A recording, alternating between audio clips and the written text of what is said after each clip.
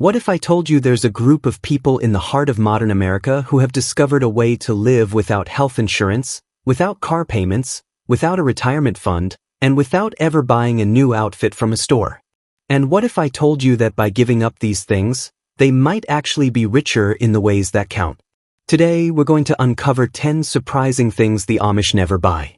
More importantly, we're going to explore the powerful, often ingenious things they do instead. High-fashion clothing. In a world dominated by fast fashion, where trends change with the seasons and our closets are bursting at the seams, the Amish approach to clothing is nothing short of revolutionary. They never buy a pair of brand-name jeans, a designer handbag, or the latest sneakers. In fact, they rarely buy clothes from a public store at all. So, what do they do instead? They practice what you might call slow fashion, in its most authentic form. Amish clothing is almost always handmade, sewn by the women in the family or community. The patterns are prescribed, the colors are solid and subdued, blues, greens, purples, and grays. This isn't about suppressing individuality for the sake of it. It's a deliberate choice with a profound purpose. Their clothing is a visual symbol of their faith and their commitment to the community, or the Jemained. The uniformity signifies humility and a rejection of pride, or Hakmet, which they view as a root of sin. A man's straw hat might signify he's a farmer, while a woman's white bonnet, or cap, indicates she is married. The clothing is practical, durable, and designed to last for years, not just a season. Buttons are often replaced with simple pins or hook-and-eyes in stricter communities, a tradition stemming from a historical rejection of the ornate buttons on military uniforms.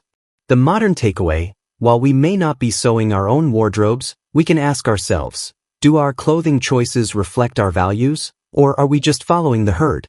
The Amish teach us that clothing can be about identity and durability, not just disposability. Choosing quality over quantity isn't just a financial decision, it's a statement about what we value. Cars. This might seem obvious, right? Amish equals horse and buggy. But the why is what's truly fascinating. The Amish don't reject cars because they are inherently evil. They reject them because of what they represent: a gateway to the outside world that could pull the community apart. A car makes it easy to drive to a mall in the next town, to work a job miles away from the family farm, to visit non-Amish friends. It creates a level of independence that could erode the tight-knit, interdependent nature of their Jemained. Sociologist Donald Craybill, a leading expert on the Amish, calls this the 5-mile rule. By keeping their world accessible by horse and buggy, they ensure that their social, economic, and religious lives remain centered around the home and the immediate community. But here's the twist: the Amish aren't completely disconnected from modern transportation. They simply don't own the vehicle. Instead, they hire non-Amish taxis, often a van or a truck, for long-distance travel to visit family in other settlements, go to specialty doctors, or for business purposes. This creates a clear, intentional boundary. The car is a tool to be used, not a status symbol to be owned. Its utility, stripped of its identity-forming power. Public grid electricity. Walking through an Amish home can feel like stepping back in time. There are no televisions flickering in the corner, no hum from a refrigerator, no tangle of charging cables. The vast majority of Amish communities forbid connecting to the public power grid. This decision is a cornerstone of their commitment to separation from the world. But don't mistake this for a life lived in total darkness. The Amish are masters of adaptation. Instead of flipping a switch, they have developed ingenious workarounds. Homes are lit by the bright, steady glow of propane-powered lamps. Refrigerators are often powered by natural gas or kept cold in a traditional icebox. And here's where it gets even more surprising. Many Amish workshops and businesses use electricity, but they generate it themselves. You might see a diesel generator powering a sophisticated woodworking shop or solar panels on a barn roof charging a 12-volt battery. This battery might then power a washing machine with a custom-built motor or a cash register.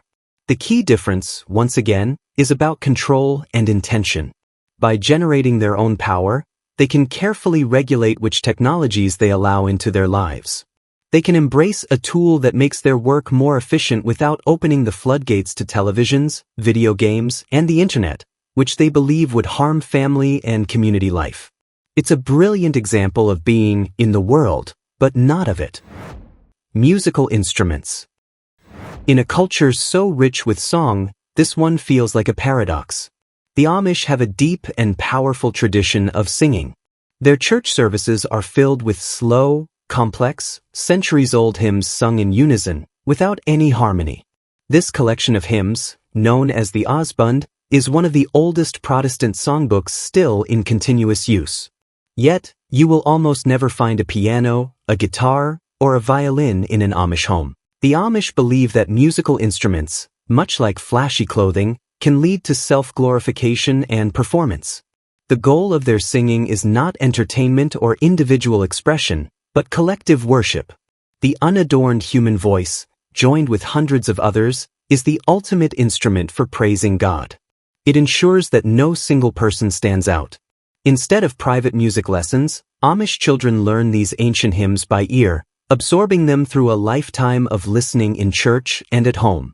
It's a purely communal and deeply spiritual form of music, passed down through generations, a stark contrast to our modern world of celebrity performers and auto-tuned pop stars.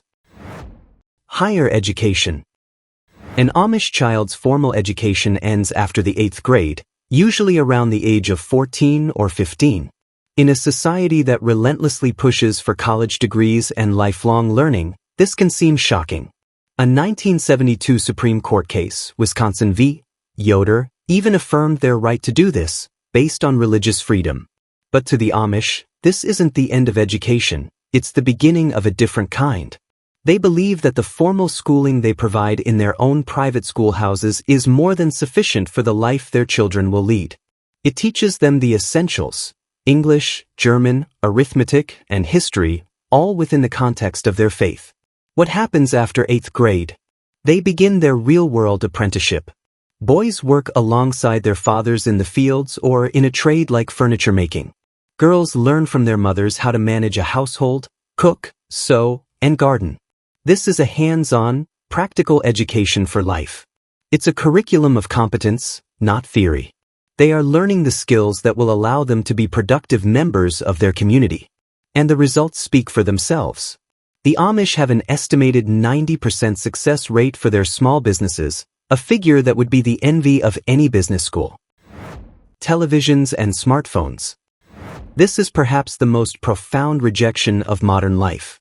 There are no televisions, no computers, no internet, and no smartphones in a typical Amish home. This isn't just about avoiding certain shows or apps. It's about preserving the very fabric of their social lives. Think about what happens when the TV is off and the phones are put away. People talk. Families eat dinner together, facing each other. Children play outside. The evening becomes a time for conversation, for reading, for playing board games, or for visiting neighbors. The Amish understand, perhaps better than we do, that these technologies are not neutral. They are designed to capture our attention and hold it for as long as possible. Instead of scrolling through a social media feed, an Amish person engages in actual social networking. They have frolics, which are community work bees for barn raisings or quilting. They have Sunday singing, youth group activities, and family gatherings. A 2020 study found that despite their lack of modern technology, older order Amish in rural Pennsylvania reported similar or even better social support and less loneliness than a sample of non-Amish adults. They've essentially traded a world of virtual connection for one of genuine, face-to-face belonging. Wall-to-wall carpeting. This one might seem small, but it reveals a deep-seated value. Walk into an Amish home and you'll likely see beautiful, bare hardwood floors, perhaps adorned with a few simple handmade rugs. You will almost never see wall-to-wall carpeting. On a practical level, carpets are hard to clean without a powerful vacuum cleaner, which would require more electricity than their 12-volt systems can typically support. But the reasoning goes deeper. The Amish value simplicity and practicality in their homes. Hardwood floors are durable, easy to sweep, and come from the natural world. This choice is a quiet rebellion against the modern desire for constant comfort and luxury. It reflects a mindset of making do and finding beauty in function rather than ornamentation. Their homes are not designed to be plush palaces of comfort, but clean, orderly, and functional spaces for family life and worship. Commercial life insurance. How do you provide for your family if the unthinkable happens? For most of us, the answer is life insurance. The Amish, however, are forbidden by their ordnung or church rules from buying commercial insurance of any kind, life, health, or property. They believe it shows a lack of faith in God's providence. To pay a premium is to suggest that you are putting your trust in a worldly financial institution rather than in God and your community.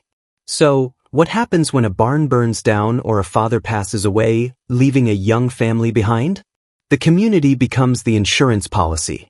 If a barn is struck by lightning, hundreds of men from the church district will gather for a barn raising, and in a matter of days, a new structure will stand where the old one fell. It's a stunning display of mutual aid. If a family loses its primary breadwinner, the church will quietly provide for the widow and children. Deacons will collect funds, neighbors will bring food, and relatives will help with childcare and farm work. This isn't charity, it's a deeply ingrained system of social security. It's a promise, sealed by faith, that no one will ever be left to face disaster alone. Retirement homes and 401k. The concept of retirement, as we know it, stopping work at 65 and living off a pension or 401k, doesn't really exist in the Amish world. They do not pay into Social Security, a right also affirmed by the government due to their self-sufficient, cradle-to-grave welfare system. So what's their retirement plan? It's the family. As Amish individuals grow older, their workload naturally lessens. They might move into a separate, smaller apartment attached to the main farmhouse, known as a grandstadie house or grandfather house. They are no longer the primary managers of the farm or business, but they are far from idle. A grandfather might spend his days fixing harnesses or tending a small garden. A grandmother might quilt, watch the younger children, or offer her wisdom in the kitchen. They remain deeply integrated into the daily life of the family, providing value and receiving care. There is no sense of being put out to pasture. They are respected elders, a living link to the past, and a vital part of the family's present. Their retirement is not a withdrawal from life, but a transition to a new phase of it, surrounded by loved ones. A lawnmower. This is the one that surprises almost everyone. The Amish, with their immaculate farms and tidy homesteads, do not buy power lawnmowers. You'll never hear the weekend roar of a riding mower in Amish country. So how do they keep their lawns so perfectly manicured? The answer is twofold. First, for the main yard around the house, they often use old-fashioned, human-powered reel mowers. It's quiet, it's good exercise, and it gets the job done without burning fossil fuels. But for the larger grassy areas, they use a much more traditional and adorable method. They use sheep.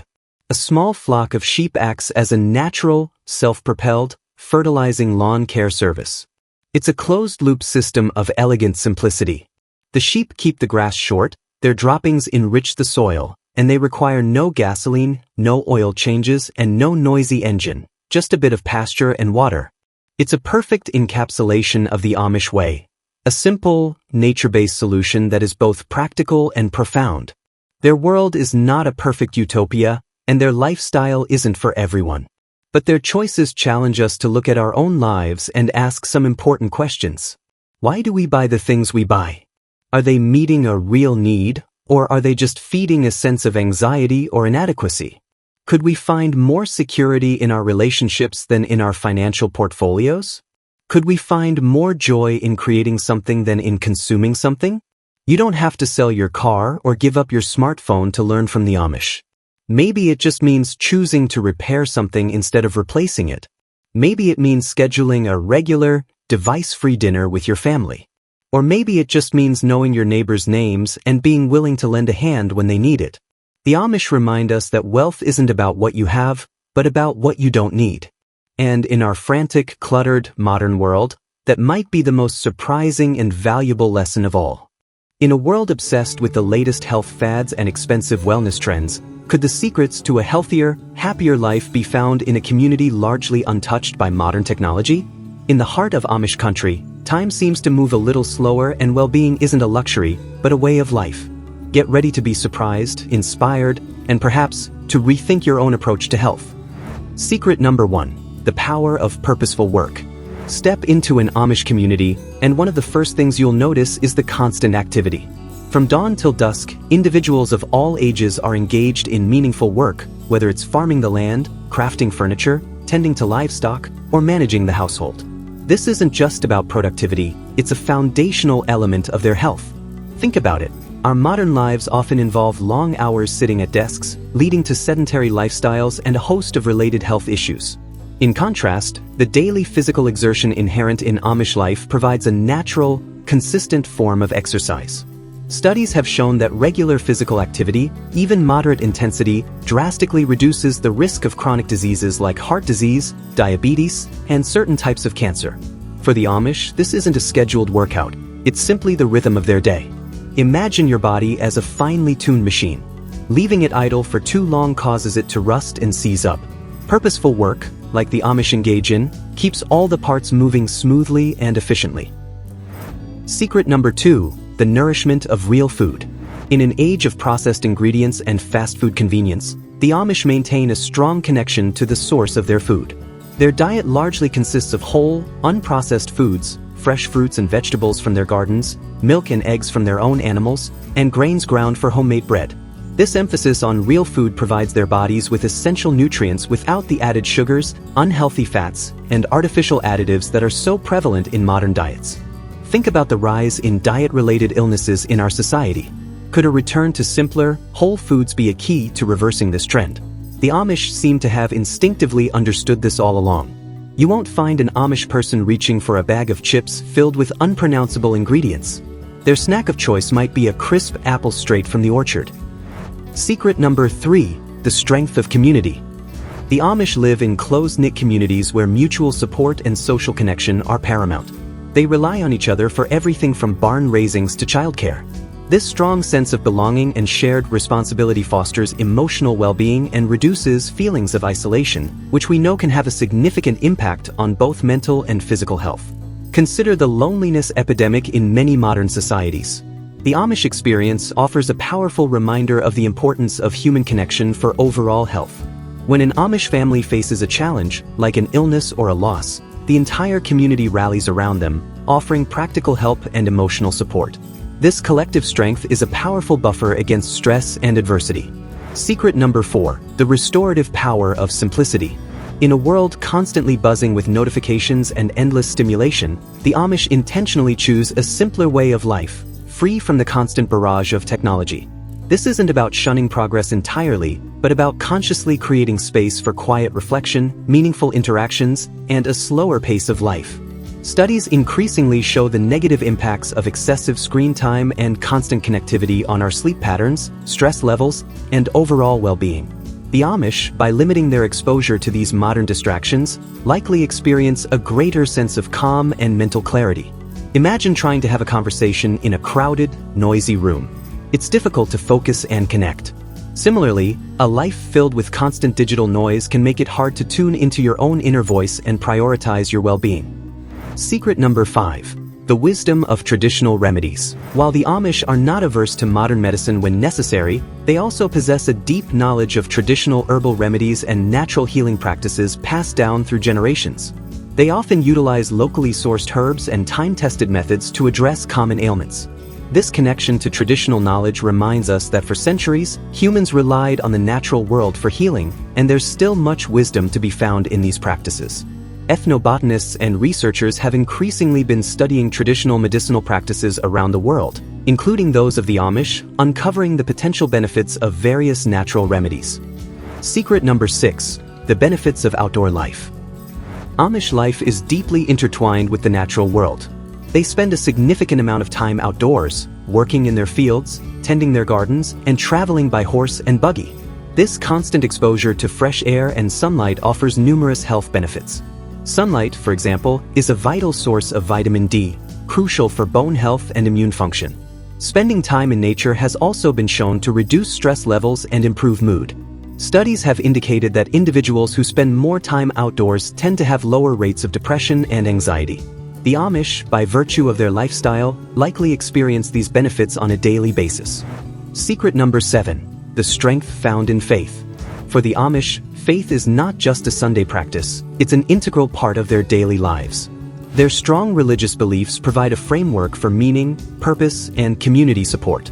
Studies have consistently shown a correlation between faith, spirituality, and improved mental and physical health. This sense of connection to something larger than oneself can be a powerful source of resilience and well-being. Think of your faith, or any strong belief system you hold, as an anchor in a storm. It provides stability and hope during challenging times. Secret number 8. The value of manual skills. In a world increasingly dominated by technology, the Amish maintain a strong tradition of craftsmanship and manual skills. Whether it's woodworking, quilting, or farming, they take pride in creating and repairing things with their own hands. Engaging in these activities not only provides a sense of accomplishment but also involves physical movement and can be incredibly therapeutic. You're unlikely to find an Amish person struggling to assemble flat-pack furniture. Secret number 9. The emphasis on family. Family is at the heart of Amish society. They typically have large families and strong intergenerational bonds. This provides a built-in support system, reduces feelings of loneliness, and fosters a sense of belonging across all ages. Think about the importance of family meals, shared traditions, and the wisdom passed down from older generations. These are all vital aspects of a healthy and fulfilling life that the Amish prioritize. In Amish communities, grandparents often play an active role in raising children and sharing their knowledge and experience, creating a strong sense of continuity and connection. Secret number 10. The art of contentment. Perhaps one of the most profound health secrets of the Amish is their seemingly inherent contentment.